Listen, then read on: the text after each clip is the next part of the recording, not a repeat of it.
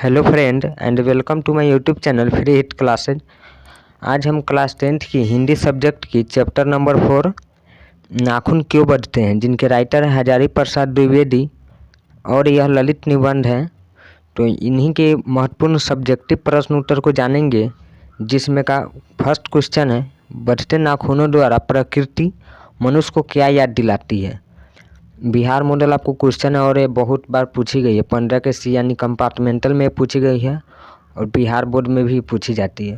तो आंसर है इसका, नाखूनों का बढ़ना पार्श्विक प्रवृत्ति मनुष्य की सहज वृत्ति है। यह मनुष्य को हमेशा याद दिलाती है कि तुम असभ्य युग से सभ्य युग में आ गए हो, लेकिन तुम्हारी सोच मेरी तरह है जो लाख मन से हटा पनप ही जाती है।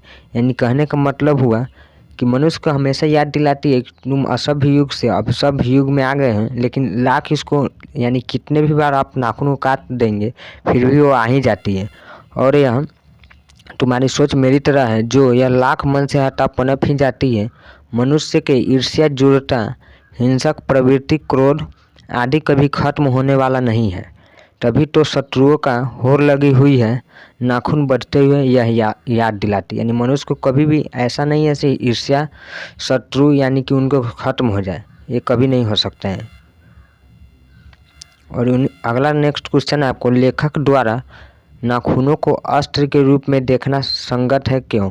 यानी कि आपको ये पूछी हुई क्वेश्चन है। तो यहाँ पे अस्त्र हाथ में रखकर वार किया जाता है। अस्त्र जो है हाथ में रखकर वार किया जाता है, यानी अस्त्र के मतलब है कोई सामान यानी लड़ने की वस्तु है, हाथ में रखकर वार किया जाता है। और शस्त्र फेंक कर। लाखों वर्ष पहले मनुष्य जंगली था, वन मानुष जैसा नाखून द्वारा ही वह जंगली जानवरों से आदि से अपनी रक्षा करता था। दांत भी थे, लेकिन उनका स्थान नाखून के बाद था। चूँकि नाखून हमारे शरीर का अंग है, इसलिए लेखक द्वारा नाखूनों को अस्त्र के रूप में देखना सर्वथा उचित है।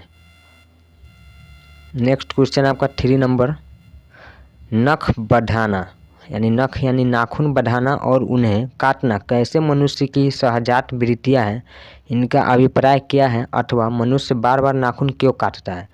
ये जो क्वेश्चन है आपको, मनुष्य बार बार नाखून क्यों काटता है, बहुत ही इम्पोर्टेंट क्वेश्चन है। तो इनका आंसर है, सहजात वृत्तियाँ अनजान स्मृतियों को कहते हैं, अर्थात वे कार्य जो अनायास होते हैं।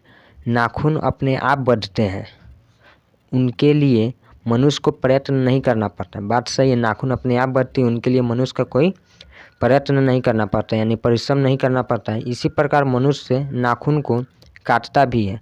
दरअसल नाखून को बढ़ाना बर्बर युग का प्रतीक चिन्ह है। उन दिनों में मनुष्य इससे अपनी रक्षा करता था। अब चूंकि मनुष्य बर्बर युग से बहुत आगे निकल आया है, इसमें अनेक सुकोमल भावनाएं विकसित हो गई है। अतः मनुष्य उस बर्बर युग की इस निशानी को मिटाना चाहता है। नाखूनों को बढ़ने और काटने का यही अभिप्राय है।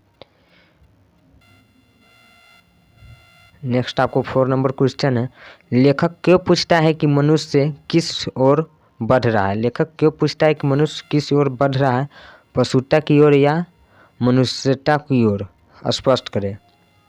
ये सभी आपका इस पाठ के जितने भी क्वेश्चन हैं आपको इम्पोर्टेंट ही मिलेंगे। बिहार बोर्ड में इससे क्वेश्चन अवश्य ही रहते हैं। तो आंसर है, लेखक देखता है कि मनुष्य एक ओर अपने बर्बर काल के चिन्ह को नष्ट करना चाहता है और दूसरी ओर प्रतिदिन घातक शत्रुओं की वृद्धि करता है। तो वह चकित रह जाता है और उसके मन में एक सवाल उठता है कि आज मनुष्य किस ओर जा रहा है, पशुता की ओर या मनुष्यता की ओर।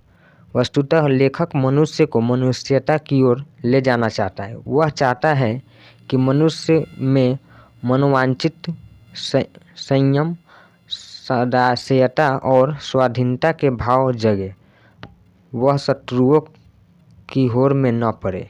यानी कि वो चाहते हैं लेखक कि वो अभी इस समय पशुता की ओर या मनुष्यता की ओर, तो वस्तुतः लेखक मनुष्य को मनुष्यता की ओर जाना चाहते हैं, यानी कि किसी भी शत्रुओं के होर में न पड़े।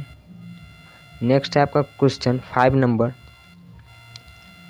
अगला क्वेश्चन है आपका, स्वाधीनता शब्द की सार्थक लेखक क्या बताता है?